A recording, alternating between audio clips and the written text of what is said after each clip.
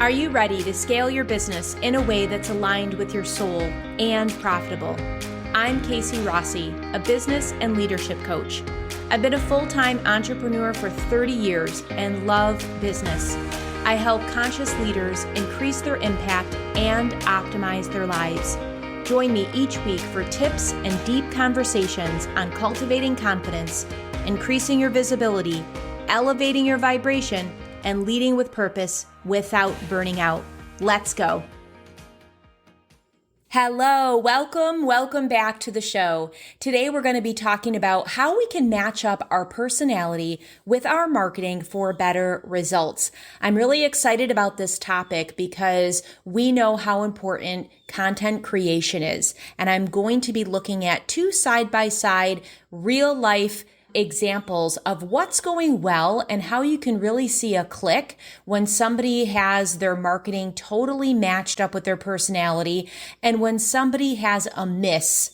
And I think that this happens more often than not because we're going online, we're looking for the next best trend. We have this fear of missing out if we don't jump on the bandwagon, but we're going to look at some points and details when it is a miss to our personality. So we are swamped with several things vying for our time and attention. And I don't know about you, but I am always looking for ways to maximize my efforts.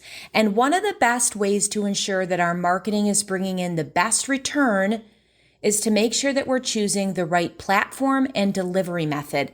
And what I mean by that, for the platform, where are we going to be showing up? Is it going to be on a social media platform like Facebook, LinkedIn, Instagram, or our website? And then the delivery method. What are we going to be creating? Are we going to be writing? Is it going to be video? Is it going to be audio only? So really choosing the right platform and delivery method, that combination is stellar if it matches our personality. So I want to explain. I have two recent scenarios that are going to help illustrate when this is executed well and when it's a miss. So let's take a look at the example of someone who is right on. And it's a couple, actually. It's a married couple. They're actually in the coach training space. Now they have a dynamic and fun personality individually, and then together they are a powerhouse duo. They have chosen group offerings as their primary offering, and they nurture their offering, or they nurture their audience, I should say, by offering free Zoom series. So this is kind of cool. They dovetail into each other.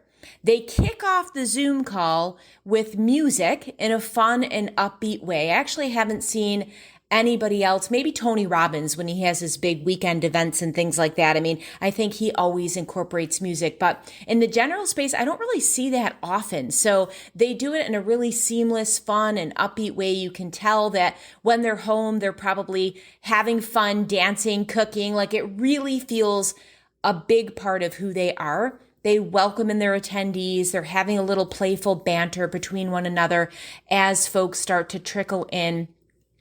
And you just feel great. You feel great right off the bat. And the cool thing is, I really appreciate this. You probably will too. Their style is to get right to the point and get to the meat of that day's topic, which is fantastic.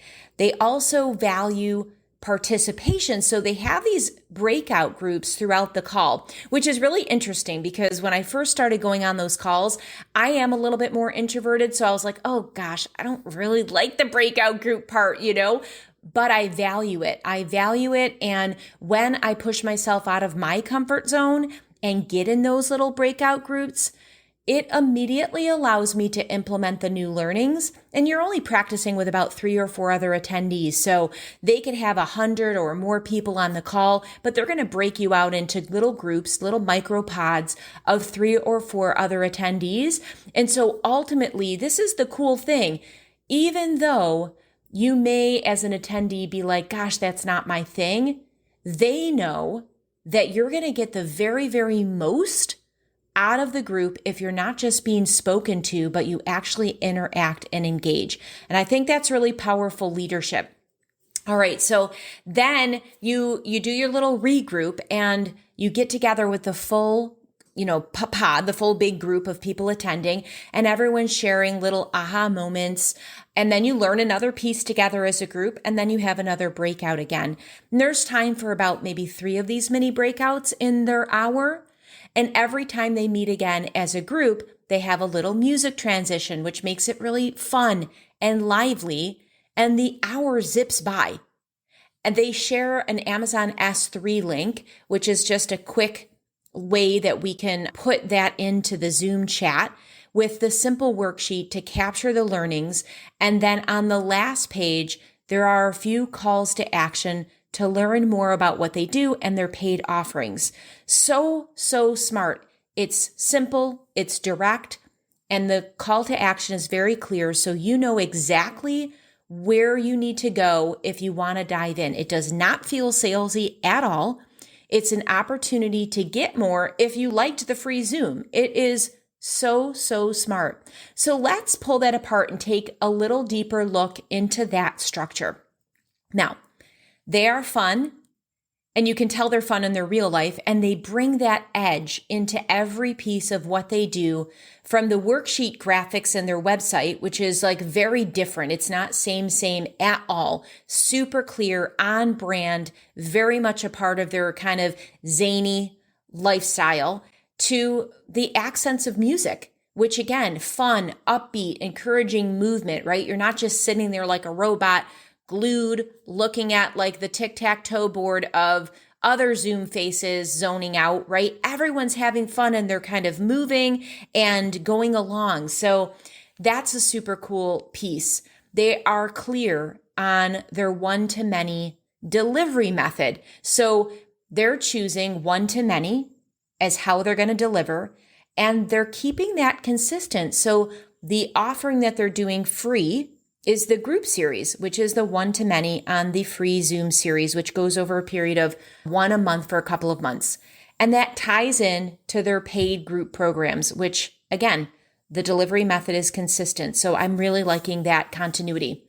Now, it's so obvious. And like I mentioned, they value community and continue the conversation in their Facebook group.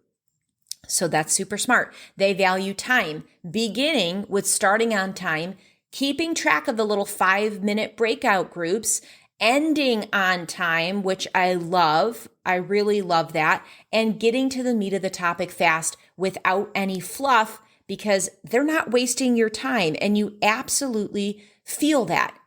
In the end, you leave having an upbeat and insightful experience. And actually, more often than not, don't you think there's going to be more chances that you're going to click on one or more of their offerings because you're interested, you're invested, you just had a good time, you just learned something, okay? So it's really brilliant. You can actually look back on the show transcript notes to look at this in even a slower way, so you can swipe this success formula and apply it to your business if it resonates with your personality style. I think they're doing a lot of things right. All right, so we started with the good scenario. Now we're going to move into someone that missed the mark and kind of is doing what not to do. Not kind of, is doing something that's really not matching. And it's pretty apparent. It's kind of painful to watch. And honestly, it's not because they aren't trying. In fact, you're going to see this more and more with entrepreneurs dedicated to increasing their impact and income is they are trying. We're all trying, right? If we're showing up consistently, we are all trying. But most likely they are listening to an online expert who's sharing a marketing strategy that's not taking into account their unique strengths and weaknesses. We have to match our personality to our marketing for it to click. Now, before I dive into this part, I want to say that the intention here is not to pick this apart. It is totally for the learning lesson and not to criticize, because I absolutely applaud anyone who bravely creates content and consistently puts themselves out there first and foremost. Okay, cool. Awesome. All right. Now this person is a coach. She's primarily introverted. You can tell. And she also shares that. And that really just means that she needs to recharge her batteries alone. And if she spends too much time around others and exerting energy outside, can burn out quickly. So you may be able to relate to this. I know that a lot of healers listen to this show, and a lot of healers tend to be introverts. So you may get some more valuable details from this scenario, or maybe even see yourself in it. And that's okay. We are absolutely just shining a light on this in order to improve, incremental improvements. So, all right, she has decided to jump on the bandwagon of going live once a week in her Facebook group to nurture her audience. Fabulous idea, works for a lot of people, but here are a couple of things not clicking.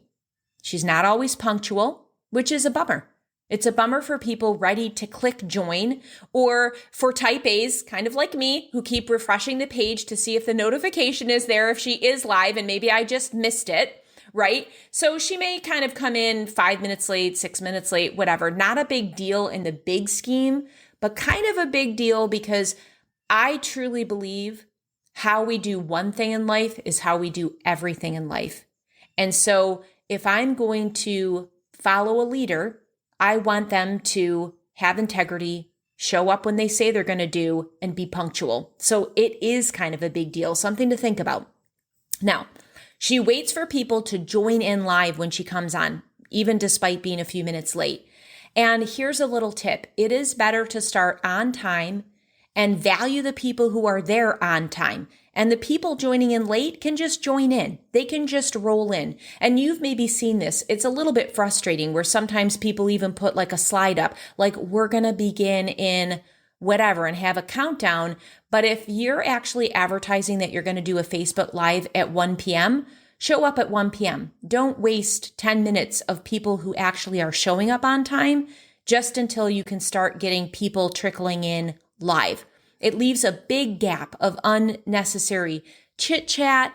I think also space where you can kind of see her confidence dwindling because there aren't really a lot of people showing up live, and she's kind of like tripping over what to say and talking about the weather. And we really don't have time in our life for that. That may just be me. You may like that chit chat and banter and weather. And I'm not talking about being a robot. I really want to say that because it is not like it is 1 o'clock. I'm showing up. I'm going to jump right into my content and give you value. I'm going to leave you with a call to action. Like, that's not what I'm talking about. That's not what I'm talking about at all. But there has to be kind of a level of balance and flow.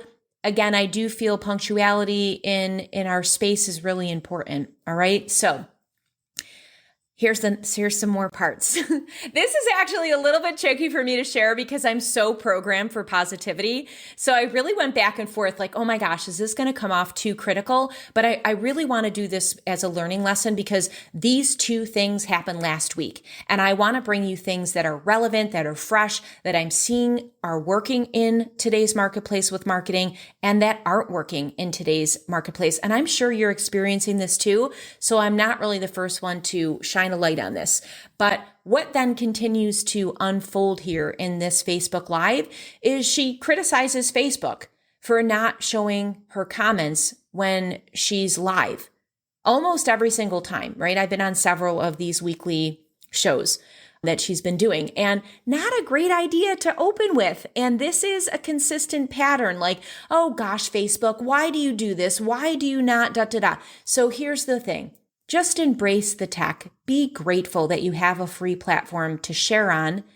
And if there are limitations, either find a workaround or let it go. All right. There is a lot of opening conversation here next about her life challenges, whether she's dehydrated, whether she has a headache. Again, I am all for keeping people in the loop, being vulnerable and sharing, but I suggest being really mindful of whether or not it's actually an overshare. Are we putting a burden on our audience? I want you to just pause here and think for a minute. If you've advertised a Facebook Live, say at 1 o'clock every Monday, I'm just throwing that out there as an example, right? I want you to think about your ideal client and what their Monday might look like. Okay. And if they're putting it in the calendar because they like you, they like what you're going to talk about, maybe it's a unique niche that you can't really, or you haven't been able to connect with someone else that kind of has a unique spin on that. Think about it. Like, we're all busy. We're all going, pretty rapid speed, despite trying to be mindful and have business without burnout. Our calendars are generally pretty full. If someone's going to take the time to be there, just be mindful of like, what was their Monday morning like? And when you think about that, like, would you maybe change your script a little bit about your personal ailments? I think that you would. Again, it's not about glossing over, and it's not about just sharing the highlight reel, because I am a huge fan of authentic marketing. So absolutely, like, be real, but just be mindful of like the depth of the share and the length of the share when someone's showing up for a specific topic on a regular basis. This episode is brought to you by Know Thyself and Lead, my free mini training that unlocks the top 3 secrets that you need to joyfully thrive. You'll learn the number 1 way to fuel action so that you're never stuck or procrastinating again. You'll crack the code and unveil your specific aligned purpose for more flow and ease. And you'll discover the way to propel you further, faster. You can binge watch all 3 trainings at once or at your leisure. Either way, you'll want to sign up and dive right in. Access Know Thyself and Lead at kcrossi.com/lead. That's kcrossi.com/lead. Now, please enjoy the show. All right, this goes absolutely along the point of knowing our ideal client and really thinking about what their pain is and answering the question that is on their mind, which is, what's in this for me? In fact, I remember Marie Forleo saying that everybody's favorite radio station is WWIFM. I love that, which is what's in it for me, right? What's in it for me? So that's something to really, really think about, especially in these trying times.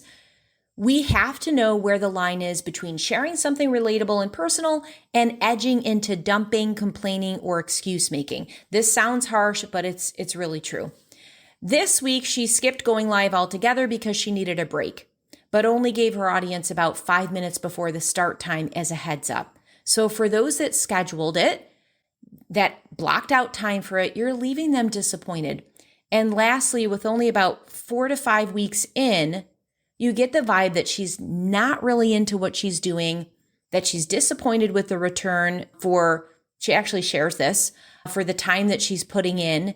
And she's already desiring to kind of change it up, change the time up in hopes that more people will attend live.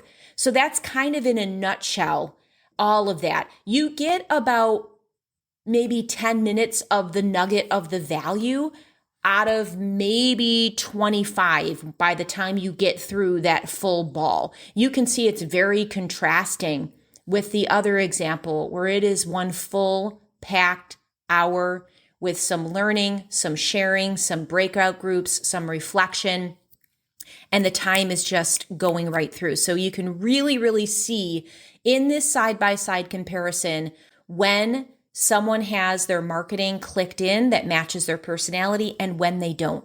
So here's the thing. Any marketing is a slow burn. We have to be patient and consistent.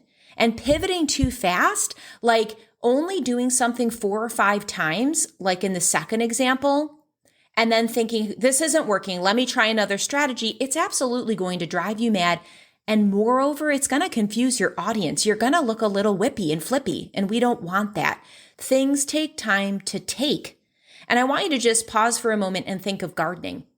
We don't plant a seed and expect it to just, unless it's lettuce, we don't get all impatient and hopeless that we can't harvest dinner, right? Lettuce has a very fast germination process, so we might actually get salad in a week. But in general, if you're going to be planting in June, it's going to take time, consistency, nurturing, patience, care over several weeks, even months, before we're going to be able to go in our backyard and pick our dinner. And content creation and any proper nurture strategy is exactly the same. And here's the thing. We are crafting content to increase the know, like, and trust factors. If what you're doing is decreasing any, or God forbid, all of those factors, then we're going in the wrong direction and wasting our time. Now, what might be a better strategy for someone in the second scenario? Here are a couple of alternatives. If a weekly delivery schedule feels burdensome, or one that you really can't commit to, being on time and showing up for, reduce it to something that works for you, your schedule, and your bandwidth. And I know this because years ago, if I saw white space on my calendar, I would get a little anxious. And I would really feel that if there was a chunk of space that I could fit something in, and time and experience, wisdom, and having, burnout in my past has absolutely shown me to pause and think of bandwidth. It is not just the white space on your calendar. If you can schedule something in, it's your energy level and it's your bandwidth. And so for this second situation, an alternative, maybe that's once every other week or once every third week. Honestly, like you have to go within yourself and see what's really practical, because what's most important are those know, like, and trust factors, punctuality, focus, being concise, making sure that your audience is leaving with tangible value or an experience and inspiration. Maybe it's something emotional depending on your niche, right? But something that they didn't have before they took the time to be in your space. Or if the lack of seeing people's faces or comments drops your energy and you feel uncomfortable speaking into a void on a Facebook Live, consider opting for a live Zoom session where you get to see people. You could always stream it to your group page simultaneously, giving people a choice to either watch the stream, join the group in Zoom, and or catch the live replay that you can house in one of your Facebook groups page. So there's a couple of different ideas that you can be thinking about. Or because we know there are always multiple solutions. It's never A or B, right? We have multiple pathways and we have the agency to change, that you could always consider hosting a podcast show. You could do solo casts where you're showing up and delivering value without video. So this is where you have to think, like, where is that sticking point? Is it direct to camera video? If so, maybe consider something that's audio only. Or if it is that energy piece, you could consider interviewing other experts so you have another human being to bounce off energy and ideas, or you could do a combination of both like I do on this podcast. So remember, the right way is the one that works for you. It doesn't matter what the current trend is if it doesn't align with who you are. And I want you to ask yourself a couple of simple questions to hone down a marketing strategy that's going to work with your personality and be fun for you. We want to have fun, especially business is about the long haul, right? It's about the long haul. It's longevity. It is perseverance, and it is consistency. So we have to be crafting things that feel good to us, because if we're going to think, oh God, I've got to write my blog this week, or what am I going to talk about on the podcast this week? Like, it's not going to work. It's not going to draw people in, because they're going to feel that you're not that in it. They're going to feel it. They're really going to feel it. So a couple of questions that might be helpful when you start to either develop your marketing plan for the first time, or look at your marketing plan with new eyes and just be super honest. Does it click? Do you feel in alignment with it? Is it bringing results, right? So ask yourself, do I like video? Do I feel comfortable being direct to camera? Or am I more comfortable with audio? Or do I like a combination? Maybe you like a combination. That's awesome. How can you incorporate that? Maybe it's a video podcast, right? That's something where you can incorporate both video and audio and do a whole bunch of repurposing which I'll probably do a podcast episode on, is content splintering, because I think we're really looking for ways to create valuable things without spending hours and hours and hours behind the box. I know that I am. Okay, I digress. A second question is, do I get energized teaching prepared material, or am I better reacting to questions? And this is a really interesting one, because I know a lot of people that are content creation, manifestors. Maybe their human design is a manifesting generator, which just basically means that content comes easy. Their brain is kind of always putting things together and creating.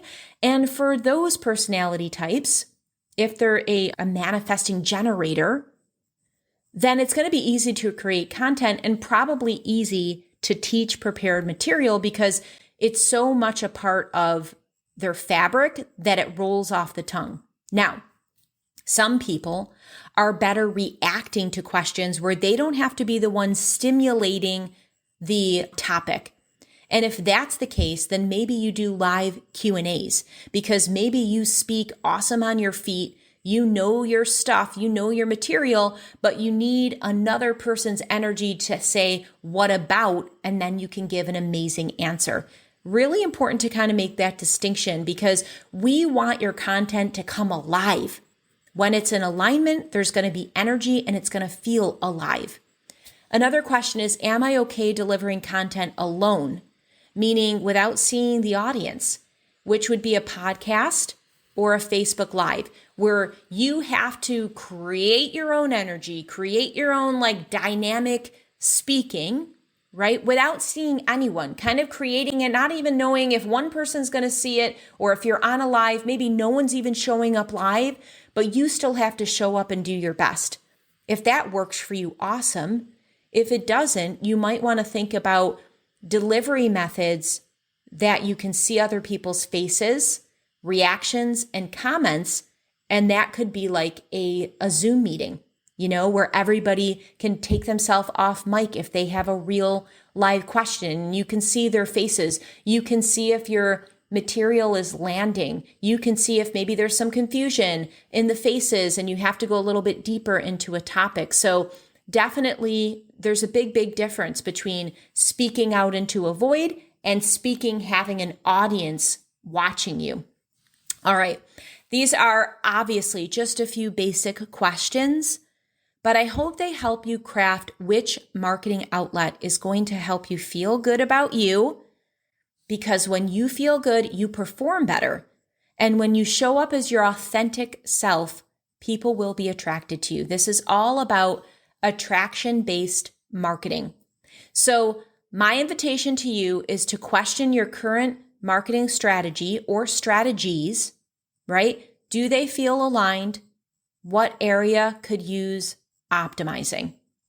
And as always, you can share your thoughts in the Women Developing Brilliance Facebook group, where we continue the conversation started on the podcast. So to your alignment, right? This is all about being curious. What's going to work for me? What's going to feel like it's easier? You can even think about it like when you're sitting up straight and your spine is aligned, you can breathe easier. You feel more confident. That type of alignment transfers over to everything that we do. And that's how I want you to look through the lens of that alignment when you are questioning your marketing. What works for somebody else may not work for you. Cool. We're all different. What we care about is creating something that feels on purpose, that feels like we can be consistent with, that our ideal client is going to say, heck yes, I love this. I'm showing up again next week, like in scenario 1, right? I can't wait to show up again, have some fun, listen to some music, push myself out of my comfort zone to do the breakout groups, and walk away with 2 pages of notes. I'm excited to do that. And that's how we want our ideal clients and prospective clients to feel when they've been in our energy. You want them to feel like, I learned something from that. I liked that energy. I feel uplifted. I'm ready to go and take on XYZ. So I hope that this was helpful for you. I hope you got a few nuggets on how you can match up your personality with your marketing for better results. Until next time, my friend, breathe joy.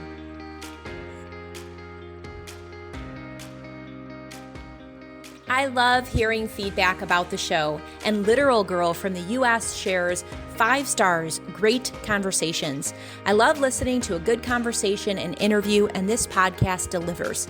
It's great to hear from a wide variety of women, not just the usual and big names, but women actually building businesses and helping each other get to their goals. I also sincerely appreciate that Casey keeps the conversations on point and it's easily listened to in a reasonable amount of time.